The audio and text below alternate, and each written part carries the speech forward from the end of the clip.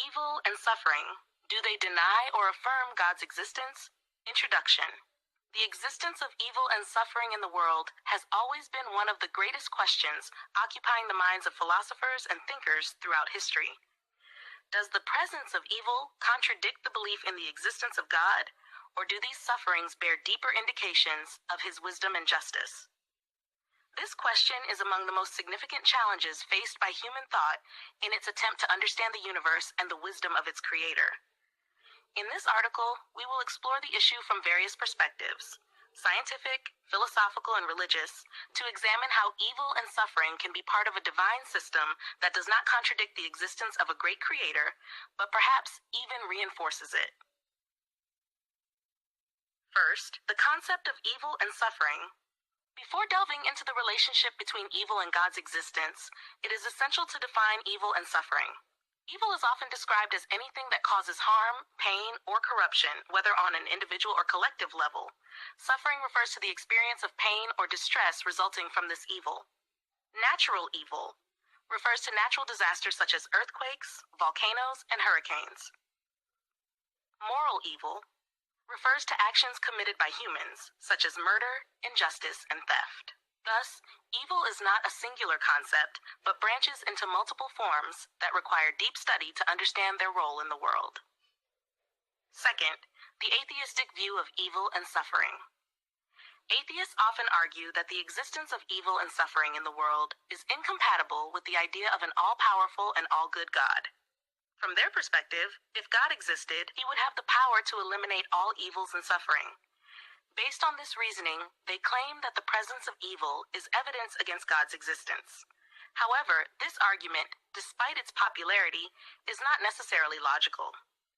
The American philosopher Alvin Plantinga responded to this claim by stating, "The absence of our understanding of divine wisdom does not necessarily mean there is no wisdom behind evil and suffering. Just because we cannot comprehend the reason does not mean there isn't one."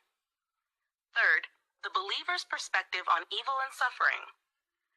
A divine wisdom behind evil. From the believer's perspective, evil and suffering are not evidence of God's absence, but are part of a broader divine wisdom that the limited human mind cannot fully grasp. The philosopher Thomas Aquinas emphasized this idea, stating, "If there were no evil, humans would not be able to understand and distinguish good."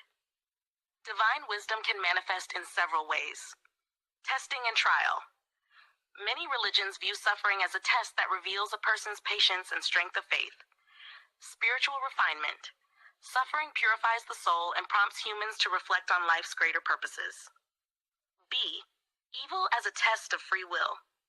One of the fundamental explanations for the existence of moral evil lies in the free will granted by God to humanity. The thinker John Hick argued that free will is necessary to demonstrate human virtues such as courage, patience, and altruism, qualities that cannot exist in a world devoid of evil. C.S. Lewis also noted, "God did not create a world of absolute comfort because that would render humans mere machines without free will." Fourth, evil and suffering as evidence of God's existence. At first glance, this idea may seem counterintuitive, but many philosophers and thinkers believe that the existence of evil is not evidence of God's absence, but rather a powerful indication of His existence. A. The need for an absolute moral standard. To label something as evil, there must be an absolute moral standard to judge by. According to philosopher William Lane Craig, such a standard cannot exist in a random materialistic universe. The presence of evil implicitly points to an external standard of goodness, which can only be God. B. Pain and suffering as a call for purpose. Pain compels humans to think about the meaning of life and their ultimate purpose. Leo Tolstoy once said, "Suffering places humans face to face with the real questions that uncover life's greatest truths." Thus, pain can serve as a tool for contemplating the universe and searching for its creator. Fifth, evil and suffering in light of science and religion. A natural evil and cosmology. Modern science reveals that natural disasters, although seemingly evil, play an essential role in maintaining Earth's balance. Earthquakes help renew the planet's crust, and volcanoes contribute to the formation of fertile soil. These functions point to an intricate system behind natural phenomena, reinforcing the idea of a creator. B. Moral evil and human development. From a religious standpoint, moral evil reflects human weakness in some cases, but it also offers an opportunity for personal growth. Philosopher Immanuel Kant believed that human morality could only be tested in a world that contains both good and evil options. Sixth, quotes from scholars and philosophers on evil and suffering. Albert Einstein stated, "Evil is the absence of good, just as darkness is the absence of light." The Islamic thinker Al-Ghazali affirmed, "God may test his servants with evil to examine their patience and faith, but his mercy always prevails over all." Philosopher Friedrich Nietzsche believed that suffering strengthens humanity. What does not kill me makes me stronger. Seventh, how should we approach evil and suffering?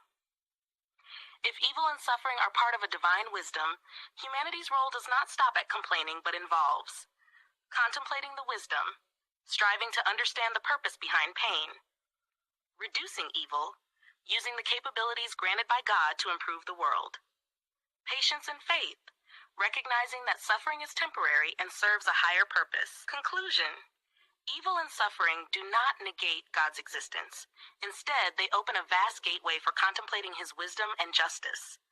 By understanding the role of evil in our lives, we realize that the universe is not chaotic, but operates according to a meticulous plan that the human mind cannot fully comprehend. As C.S. Lewis said, "Suffering is God's megaphone to humanity, reminding them of a greater purpose beyond this fleeting life." If you enjoyed the video, don't forget to like, share it with your friends, leave a comment, and subscribe to the channel to get our latest videos.